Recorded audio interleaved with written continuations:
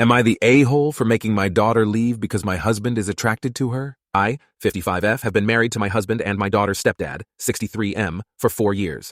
My 23-year-old daughter and I have a complicated relationship.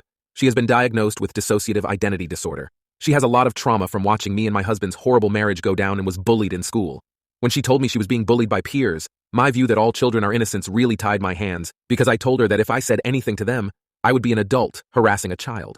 She has blamed me for that ever since, and keeps referring to this one time where the kids at school called her trash due to the fact that she wasn't taking care of her hygiene due to depression. Part, not all, of my response was telling her to take a shower and I bought her new clothes. The bullying finally ended with an expulsion and a suspension for the ringleaders. She still throws the fact that a school clinic volunteer told her that if she was their kid, she'd have permission to punch back if administrators didn't do anything.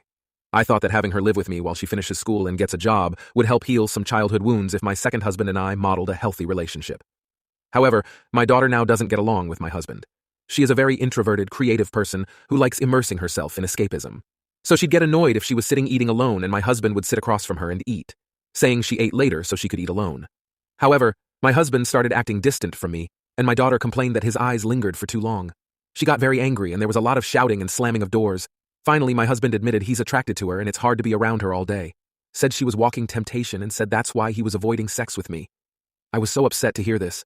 I don't blame my daughter for this, but at the same time the situation has become unbearable. Something would have to give, and I couldn't collect my thoughts with both of them still being in the house. So I gave my daughter money to stay at an extended stay hotel and asked her to utilize her college's emergency financial and housing resources they have for students in need.